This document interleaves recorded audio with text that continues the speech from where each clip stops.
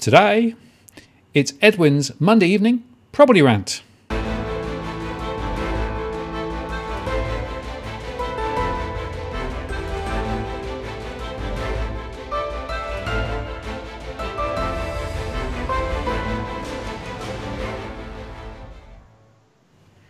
Hello again, it's Martin North from Digital Finance Analytics, one.is post covering finance and property news with a distinctively Australian flavour. And as it's Monday, I'm joined again by Edwin Almeida. Hi, Edwin. Yeah, Martin, it's all happening now, isn't it? It certainly is. There's plenty going on. I tell you what, there's not enough hours in the day. Mate, Gladys is in love. She's not in love. We've lost 17 Kiwis in across the border in Melbourne. They're lost somewhere. I don't know where they are. Nobody seems to know where they are. It seems like all the Kiwis that are coming in across the ocean are just lost in the ether, Martin. They just they've got to take warning and take heed. If you come over to Australia, you disappear. Yeah, they're in there somewhere. They see Kiwis get everywhere. I mean, my wife's a Kiwi, so I can tell you, I know. Well, just put a little string around a Martin. Otherwise, she might go missing as well, like all the other Kiwis that are coming into the country. Well, I'll tell you something, Edwin. I tried that and it just doesn't work. The trouble is with Kiwis, they got a very independent spirit, so it's always an interesting challenge. They do. They've got an interesting independent spirit. They're great people. I've had a lot to do with a lot of Kiwis, and it's all fun, really. We're all part of the same world, aren't we? We're all the same in many ways. In many ways, that's true. But I guess we should turn our thoughts specifically to the property market, right? Because there is quite a lot going on. And again, we've got this parallel narrative going on through the portals and through all the various media with regards to what's happening compared with reality. So it's probably a good idea to just do a bit of a reality check as to what's really going on. I fell off my chair when I saw this article today, which I've shared with you, Edwin, and we'll put it up on screen now. Properties selling above reserve expectations was the headline in the market wrap as presented in the real estate conversation, right? So I thought, oh, what's going on? Then it said auction volumes increase in Melbourne and properties sell above reserve prices across Australia, breaking records, right? That's the headline. Now, tell me, when you hear that headline, what do you expect to read in the body of the article, Edwin? Well, I expect to. Well, what I know is happening is 180 degrees from what's really happening out there. You would like to think that there's a lot more properties being sold than what they really are. I would expect to see a reality of what properties got bought for and have been resold only 2-3 years from when they got bought. See if they really achieved a greater price. Because what I'm seeing on the streets is that, particularly here in Sydney, is that a lot of areas and a lot of properties, they are being sold at auction, quite a number of them, but it's the prices that are being achieved can be miles apart from the price guide, for one, and secondly, they're very close to 2016 prices in many cases now, which is what people bought them for. And when you include all the added costs of stamp duty, holding costs, inclusions, additions, renovations, you could say that they're getting less than what they paid for in 2016, 2017. So when you see these headlines of achieving greater prices, alarm bells start ringing. Great prices above reserve, because more than likely the agents are underquoting them for starters, and in other words, the guides are below what the owners really want to accept, and below what the agency agreement reflects. But we won't really know that until fair trading, in New South Wales and in Victoria, get off their backside and start really attending the auctions like we do and like we see and we note on a weekly basis. My associates and other followers that are attending auctions now and posting up on Twitter. It's totally different from price guides to reserves to what they actually get sold for. And the other thing is, Martin, for everyone that so-called is alleged to have been sold above the asking price of the reserve, there's 10 others that don't even meet the reserve and fall flat on their ass.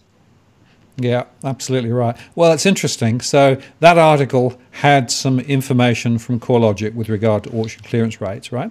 And sure, the number of auctions in Melbourne went up very slightly, but it's still way down from where it was, let's say a year ago. And the numbers in Sydney are nothing to write home about. Assuming that the numbers as reported are accurate, and of course there's some question marks about that. And if you read through the article, sure, there was one property, right, that basically they reported sold above the reserve, and they actually made the point that the property had been on the market for quite a long time, hadn't sold, and now it's back on the market and it's sold, right? And there will always be the odd one that effectively overachieves, or as you say, might be underquoted, who knows. But the point is this: trying to extrapolate the whole universe from a single transaction is just crazy, and yet that's what they keep doing, right? Essentially, they take the one example out of thousands, which might be actually a positive piece of news, and then try and extrapolate the whole market from it. It's crazy, crazy, crazy. And I see this again and again and again. And I'm getting more and more frustrated because what it's doing is it's just basically teasing people with a false narrative that is so far from reality as to be, well, frankly, quite crazy. It is, Martin, and you've got to really look at what the government is trying to do, and it's really trying to con people into getting a death pledge, a lifelong death pledge, and perhaps a death pledge that's going to be inherited by the children, if not the grandchildren. It's obscene what's going on. Given the fact that there is an oversupply of property, whether it be apartments, medium density townhouses, and freestanding homes. You and I know the reality of what's out there, and yet there's an encouragement there's a push by the government to not gift but to loan on top of the small 5% deposit, which is an insane deposit to get into the property arena with. But they make it out like we'll give you the other 15% and go out and build on a block of land that's only about 230, 240 square meters, and you get to pay $750,000 for this new and shiny what I call townhouses. They call freestanding homes, and yet one or two suburbs closer into the commercial hubs, you're buying something on 600 square meters for less than what these new shiny estates are selling the properties to these people for, these first home buyers. That's the insanity, Martin. As you and I talk about over and over again, we are going to come across, in certain areas we're going to have certain flaws, but that flaw is only going to be as strong as what the next economic grenade or that's being thrown at it, next time around. So when you've got so many things that's still yet to play out, the removal of the of JobKeeper and JobSeeker and also the bank holiday periods, and the fact that we've also got the moratorium on insolvencies, and yet how many properties, how many principal places of residence have got commercial loans underneath, which is something that you and I discussed months ago, with the issues around that and how convoluted a lot of these mortgages are, and how many people have cross-collateralized their principal places of residence with their investment properties, as well as with commercial loans and leases on vehicles and other types of form of machinery and heavy equipment that they use in the workplace. So all this is yet to unravel, and yet there's a push to get people into the property market. It's really insane, Martin, what's going out there. To me, it's just the government. I don't care I don't care where the politician comes from, whether it's green, blue, yellow, orange, Labor, Liberal, left wing, right wing, upside down, inside out. I don't care. The thing is, they just don't give a damn about the everyday Joe, the everyday punter. They don't give a damn about us. That live in the real world, because they live in their ivory towers. They get the salaries, the pensions, and everything else that comes with it, and they're insulated from what's about to hit in February, March next year. Yeah, and Edwin, one of the other points there, and you've made this before, but it's just worth unscoring again. That, let's say, what's the number of real estate agents out there at the moment? There's in New South Wales. In our conversations with Fair Trading, there's 54,000 real estate agents that are registered. There's something like, let's say, I've sort of worked it out along the years, that there's approximately 27,000 real estate agents that are what you would consider as selling agents. The rest are property managers and ancillary staff or property or support staff.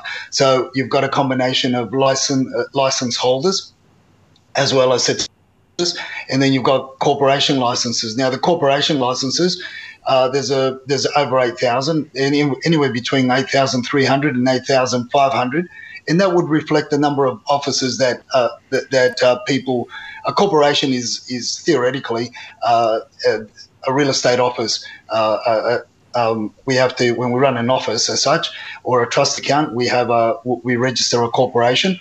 And then the licensees, like myself or others that have a Class 1 license, they would manage that office. So so that stands separate to the corporation. So there's 53,000 agents, and there's 8,500 offices, you could say, just to simplify things for our viewers. And that's a lot. That's a lot. And when you consider the fact that there's only, on average, 1,500 properties being sold a week, well, do the math. Right. So the point there, of course, is that agents rely on those sales commissions to be able to actually pay the bills, right? So it's clear to me that the maths just don't work. Well, that's correct. Now, when I did a video and I posted it on one of my channels a couple of years ago, I worked it out. It was something like 246 or thereabouts dollars per week. That would be the average income for the selling agents when you break it all down. Now, let me say this: when I did that calculation, average commission in Sydney was 1.7. Now I could tell you that the average commission in Sydney is closer to the 1.3, 1.5. So commissions are going down because there's a high level of competition, and of course it's the vendors have got the are calling the shots, because agents want the properties to list because there's not enough on the market. When you think about the number of properties, we're still running relatively low in Sydney in comparison to other years.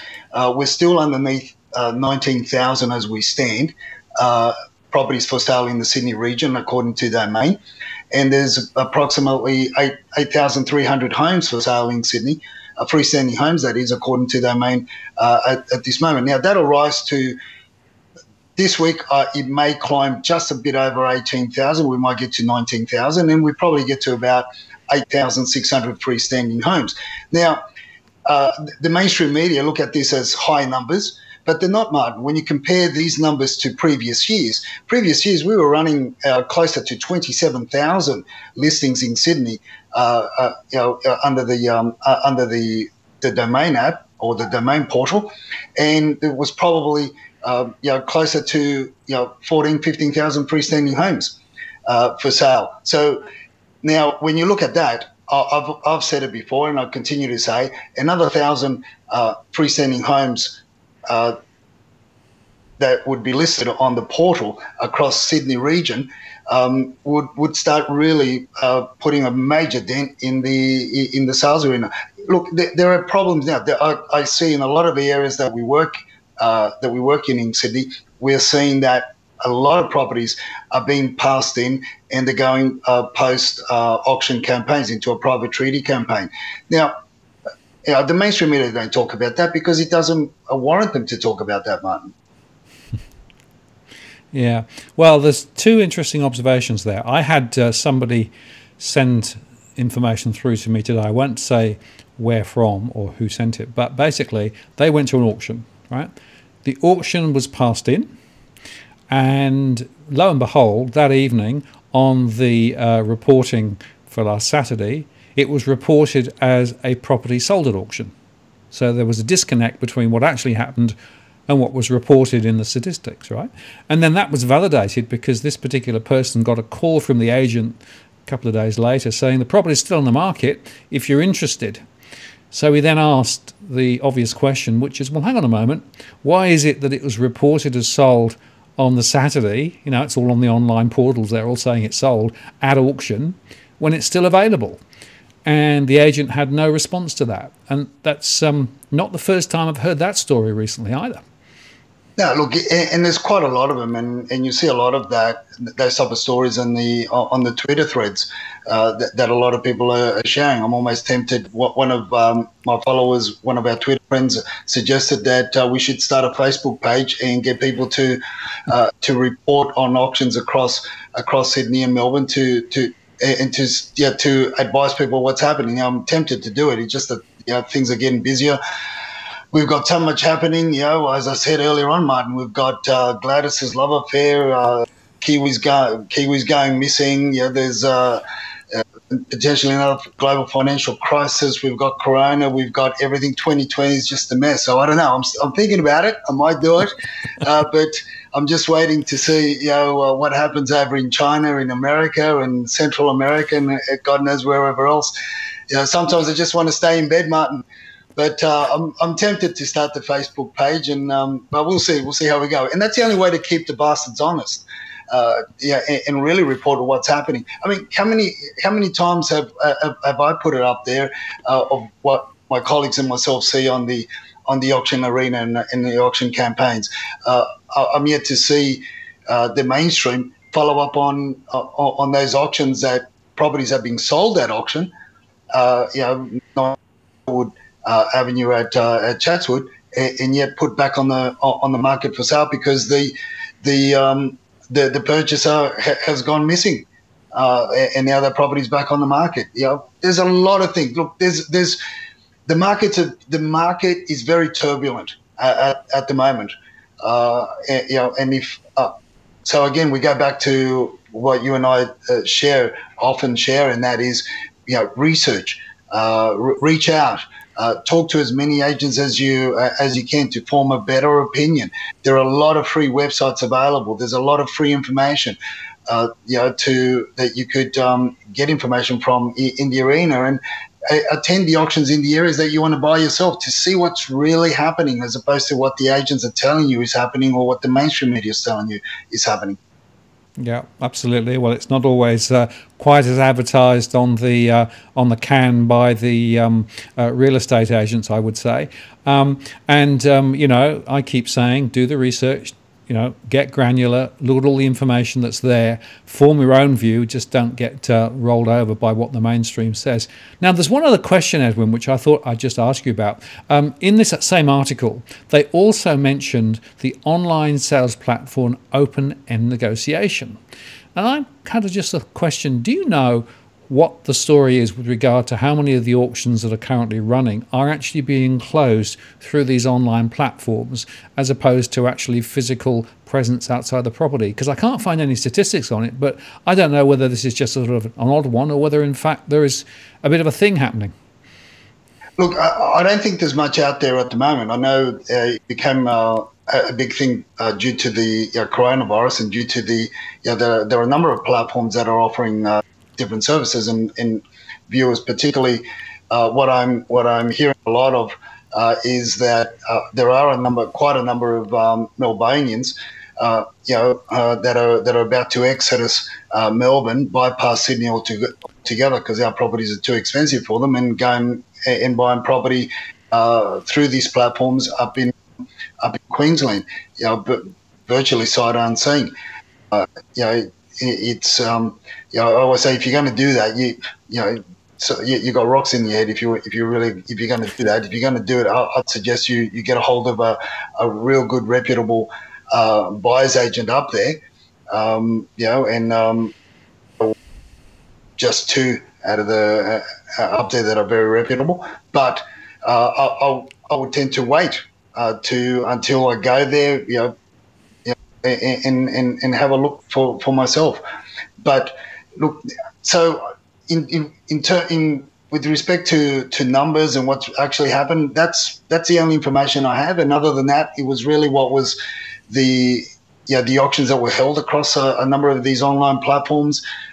During the lockdowns and here in Sydney, I can tell you though it was great at the time because rather than going out physically, myself and my colleagues going out to view the auctions and stand around and watch it all happening and listen to all the yada yada yada and all the blah blah blah by the auctioneers and all the BS that they were spinning. You could do it watching it online. So you could watch 3 or 4 auctions at the same time on the screens, which was great. So you made use of a time and just sit there having a Vegemite sandwich and a cup of coffee and just watch it happen. Right, very yes, well, good. And the old idea of watching online and doing something else at the same time probably makes quite a lot of sense, actually, if you think about it. Now, I've got another question for you because you actually highlighted some comments by our mate Peter Sutter. Yes, that was I caught that one on an interview that he had on radio and I recorded it. Of course, now you can share the recording. It's the commentary that came out of there, and again the BS that came out was unbelievable, Martin. First of all, he suggested that Sydney had only gone backwards by 0.3% during this coronavirus pandemic. So over the last 6-7 months, Sydney's only gone backwards by 0.3%. He also alluded to the fact that our friend Christopher Joy from AFR was on the money with all his predictions, and in 2021, properties were going to rise in value by 5 to 10%. I mean, he's adjusted his position. I thought he was 10 to 20% at one stage, but now he's adjusted his position to 5 to 10%. He's a bit bearish on that one, I think. What they don't tell you is the fact that they run, what sort of business they run, what sort of, who and what's behind them, and why this notion of propagating this misinformation. Because I can assure you that Sydney has not gone back in value by only 0.3% across the last 7 months. And they can talk till the cows come home. They can argue with me as long as they like, and they can reference any suburb, and I can show them through their own platforms how much value those areas have lost. And this is the platform that Joy was instrumental in putting together. The hedonic daily BS index. So and there you have it. So it's. The viewers can listen to that and form their own opinion. But there is make sure you do put up a warning label before you post that up on the video, Martin. Make sure that they do have some headache tablets or some sort of tranquilizers to take after they listen to that BS. Well, we'll put the link below. And then the other thing is, we often cover Sydney, but actually there's another property market in Melbourne. It's probably worth just reflecting on that just a little bit, seeing as, the lockdown is meant to be coming to an end relatively soon now. I've been doing quite a lot of deep analysis on various parts in the Melbourne property area, and I can tell you that there's a lot of negativity around at the moment, particularly on units, but also seeing it across the markets. But what I am seeing is quite an interesting migration, that more people are looking to buy further out rather than close into the Melbourne CBD. So there's a little bit of differential movement between some of the outlying areas and close in. Yeah, look, the same thing is happening in Sydney, as you and I know. Now, I didn't have the time to share with you a recording that I've got of my conversations with agents as we go out and look for property. And this particular recording, we'll share it. We'll share it next week, Martin, on the next Monday night rant. But I've just got to be careful. I just got to be careful in not to give out the right information. So at the moment, I'm talking to my senior counsel. He can work out what I can share and what I can't share live. As to whether or not I'll get sued or not. But once I get the clearance from him, then I can share a bit of it. The interesting thing, though, that I can share with our audience now is, in this particular conversation that I recorded with the agent as I was doing one of the inspections, he lets out that his agency is holding close to 25 listings of properties that they've already listed, but they are not rolling them out obviously all at once. And of course, you're not going to roll them out all at once, because that would put an extra 25 listings in a suburb. And I've said put on another 3 to 5 listings in any suburb in Sydney, and buyers have got a smorgasbord of property to buy, and that obviously drives the prices down. So when you've got 25 listings, Martin, sitting in an office waiting to be rolled out, and then he says, as I was talking to him obviously about this property that I was looking for a client, then I was just trying to get some information from him. Then he lets out and he says, look, when these listings do come online, of course, properties in the area are going to be a lot cheaper, and they'll roll them out between now and Christmas. They'll roll out 20 and then perhaps another 10, 15 by early next early January, mid-January towards end of January. So what I'm trying to get at is that people are moving out, but there is going to be at the beginning it seemed like there was a scarcity of property, but if you just wait until the dust settles, the people that are panicking will go in and buy and pay any kind of money.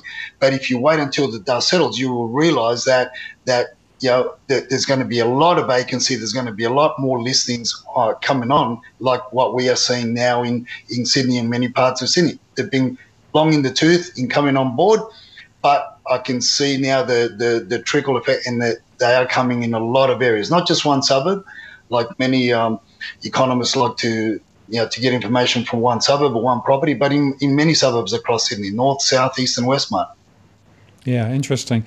And certainly in my surveys, I'm still seeing this intention to sell rising rather than falling. And that's quite broad-based now.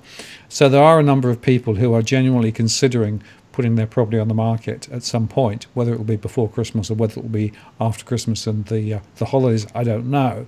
But it looks to me as though if you look carefully in some suburbs now, the number of properties newly listed in the last 3 or 4 weeks is actually quite high. In fact, I saw one particular postcode the other day where actually half the properties listed have only been listed for less than 30 days, which is pretty amazing, really, and that's a big turnaround. So I'm expecting to see more coming on, but as you say, there will be some of the, should I call it dumb money, perhaps the less experienced money that will actually jump too soon and will probably buy into the gossip that prices are rising and everything is wonderful and now's the time to buy. The smart money, I think, will be sitting on the sidelines and just saying, okay, fine, let that run, because actually the true cycle, the true situation is that prices are going to continue to ease over the next few months. You mentioned the JobKeeper, job seeker easing back. All of the stimulus that the budget included is way below what the previous level of stimulus was in any case. So you put all that together and you think, well, I think 2021 is going to be a year of price slides. So unless you really have to buy now, it probably makes sense just to hold off and wait and let it see how it all plays out. Yeah, and the other tip is that I can share with our viewers is if you're going to buy now, if you're going to buy now, negotiate down. Negotiate down is one of the tips, and the second tip is don't buy somebody else's renovation. Good point. Right, not least because they might have not done it as well as perhaps they should, but also the point there is that the underlying value of the property might be rather inflated despite the renovations, right? Well, that's right. So, and you're going to have a grave choice. But look, we've got clients that are buying now, and I run on those. We run on those principles. We buy below what the market is dictating at the real market, not the agent's market, but the real market, what it's dictating. We try to buy it low, so that way, if there's a further economic impact in that particular region, and the demographics can't sustain that impact, well, then you can mitigate your loss. That's first and foremost. So you've got to do all those calculations before you commit. The other one is, as I say to my clients, particularly my clients, my associates obviously share the same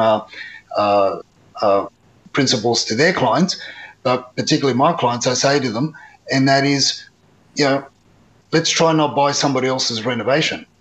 And there are, and if we dig deep enough, and if we search hard enough, and if we're patient, we can see some that have just been given a lick of paint, or the flooring's been changed, but the kitchen still need to be done, the bathrooms still need to be done, so they're not really fetching the high prices that would otherwise would if the parties invested another $30,000-$40,000 in the property, because one, they don't have the time, two, they're retired, they're already in a nursing home, or three, it's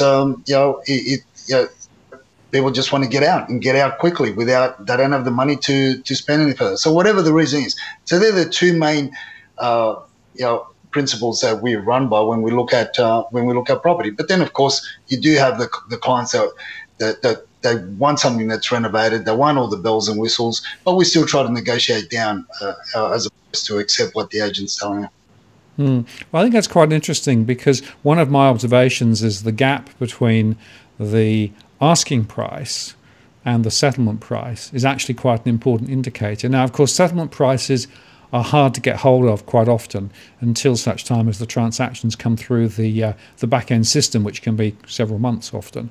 But nevertheless, looking at the data, 6 to 7 or even 8% below asking is not unheard of at the moment on a number of transactions that I've been looking at.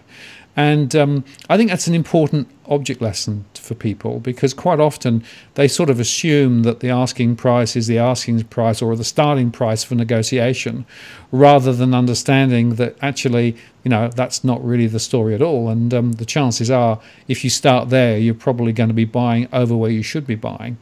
And I always say to people, remember, you can always go up. It's very hard to walk her off the back, isn't it? So to my mind, it's quite important that actually people take seriously the gap between asking and settlement. And remember, again, most of the portals are reporting asking, not settlement prices. Yeah, that's correct. So it's there are different strategies, and at the end of the day, it's just go out and talk. And look, the agents, can tell you off, but they can't hit you. So don't be too scared. And if they do hit you, let me know. If it's in Sydney, let me know. I'll take them on. Yes. Well, I think we should be cheering for better informed purchasers, right? That's really, I guess, what we're often about on this channel and on this show, right? Because the more information that you are pre-armed with, the more arguments that you can put on the table in terms of why a property is worth this rather than what they're saying up here, the better chances you've got of obtaining a good deal, something which actually is sustainable long term. And remember the old adage, there's always a greater fool. There's always going to be somebody who comes in over the top and doesn't do the work and just goes, oh, I'm going to buy it anyway, right? You always get some of that. But nevertheless, the trick is to be informed, to get the information, go careful, and don't just get swept up in the emotion of the moment. You remember that there is a financial aspect to it. Remember that there is also an emotional aspect to buying property, and sometimes the emotional can overtake the financial. I guess in other circumstances, sometimes the financial can become the critical linchpin, and then you forget the other stuff, right? Which is do I really want to live here? You know, is this somewhere that actually makes sense long term? All of those questions. So you have to hold those two together. But I am of the view that the better armed you are as a purchaser, the more information you have as a purchaser, the better the outcome will be. So that's my sort of tip for the day. Oh, look, it's a great tip, Martin. You know, and when you go out there and you see what's happening and what people are doing, and you're attending, a lot of our viewers will get a better informed idea if they do attend the auctions themselves, and they can see when emotions run high and people pay silly dollars, and they can see when there are some smart buyers out there as well that they've that it's not the first time, or they're being supported by family or friends or other buyers agents, and they try to buy smart. As you and I always say, you make money when you buy. That's the key. And there are different reasons, of course. You've just got to. We can't put it all in the one box like the mainstream media do. We can't. We don't create a market out of one sale, whether it be a high sale, and we don't create a market out of one sale, whether it be a low sale. We just try to report what's happening across the board so that people can be more informed.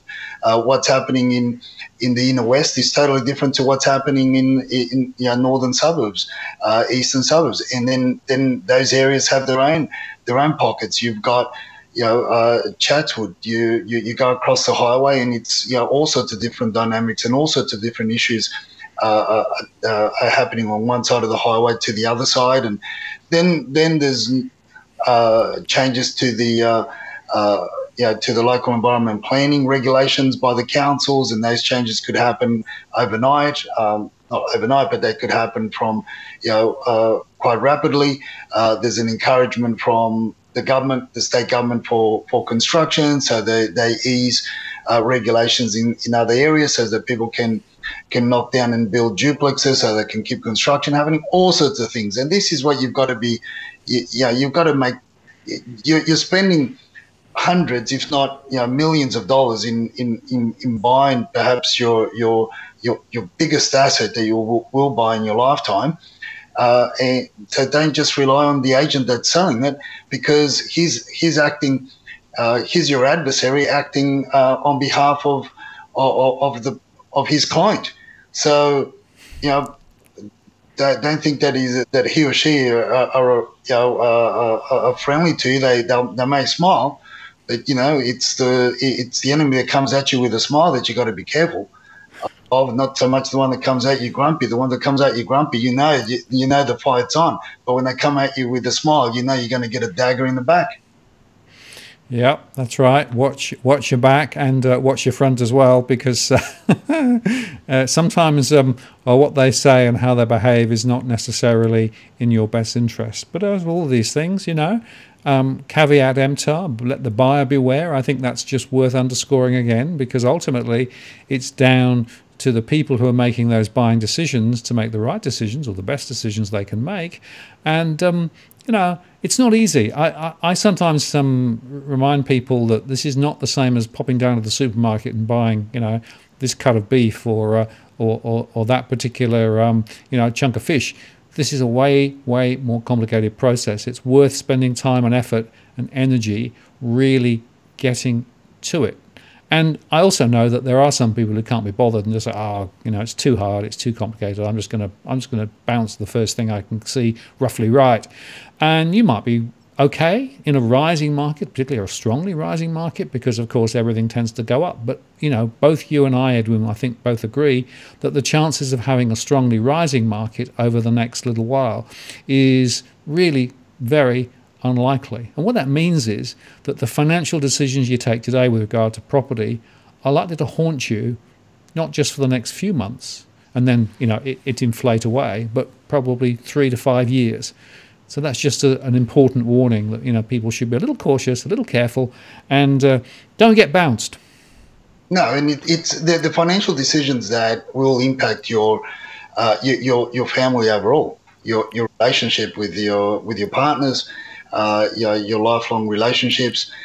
It's financial pressures one of the major cancers of decay in the family unit, and because of those financial pressures that you made an emotional decision to buy something and then you get stuck with it, it's not something that you can unravel quickly, and that's the third thing that I talk to particularly to my clients about, and that is I've got to help you buy something that that not only you're going to be comfortable and happy with in terms of the purchase price and at the beginning, but I'm also looking at it from the point of view, what's your exit strategy? God forbid, should something happen to you or your partner, what is your exit strategy? What can you do to the property to give it a bit of a value, a rise in value, do something to it that's going to lift it up in value, prop it up even for a quicker sale. So you've always got to look at your exit strategy. So and they're 3 tips, and your ones as well. The 4 tips that if people took those to heart and looked at those and approached it with a broader mind, a lot of people would do well, and I'll go out of business, and so will my associates, and then I'll have to set up a Patreon page so that I can continue to give tips, and I can buy my Vegemite sandwiches, Martin. I'm talking myself out of business here, so we're going to do that. But the other thing, Martin, is that I think people, our viewers, and if you're going to, most of them are that are looking at buying, all the shenanigans that's happening now in Sydney and in Melbourne, our viewers should begin to report that and take the reporting seriously with fair trading in New South Wales and also Victoria, because the shenanigans that's going on out there with the underquoting, hence these stories that we started the show with, talking about the stories about properties being sold way 10, 15, 20% above reserve and all this bullshit. All because it's being underquoted. So we need to make a noise and make a noise through the proper channels and start reporting this very elusive, illegal, and false and misleading conduct that seems to propagate, that seems to rise in these type of markets. That point in reference is that direct message that I sent you with regards to what's happening in Victoria, and these are people that are concerned, and they don't. A lot of these people that I talk to, that DM me as well, or through Twitter and that, a lot of the people, it's the first time they're going to be buying, or they've only been in the country for 3, 4, 5, 6, 10 years. And regardless whether you grew up here or not, they're not as experienced as the so-called professionals that are out there that are misleading the general public. So we need to raise our voice and start calling these bastards in and pulling them into fair trading and in New South Wales and also in Victoria, because at the moment it seems like they've got a license to mislead and falsely represent properties at the cost and the expense, not only the pest and building reports or any other report you may do or the time that you spend, but also future costs and expense, potentially tens, if not hundreds of thousands of dollars, and all this. So we need to start, calling these people out, calling these agencies out, and knocking on the doors of the regulators to start stepping in, Martin. Yeah, no, I agree about that, Edwin. And my point on that would be that we are very grateful for those people who take the time, our followers, to send information through, send those quotes, send those stories and case studies, because it helps us to be able to relay those on and to re-emphasize those points. So anybody who's got a property story to tell, just send us an email or contact us on Twitter. We obviously we'll always respect confidentiality, but nevertheless, the intelligence flows that we're getting is really helpful in terms of being able to portray a more accurate and balanced picture of what's going on in the property market. Edwin, I really thank you for your time today. Very interesting conversation as always. Lots of interesting things we've covered tonight, and I guess we'll be doing it all again next week. Same time, same station, as they say. But I guess more things will happen by then. So watch and see. Yeah, it's 2020, Martin. Anything could happen. I mean, could be learning all sorts of private and intimate things from other premiers across Australia, and who knows? There might be a juicy story from the Prime Minister himself. Between now and next week, I don't know. I'm just putting it out there. It's 2020. Anything can happen, Martin. Yeah, anything can happen, and the truth is that if it hasn't happened yet, it could still happen. Edwin, thanks for your time tonight. Take care, and we'll see you next time. All the best, Martin.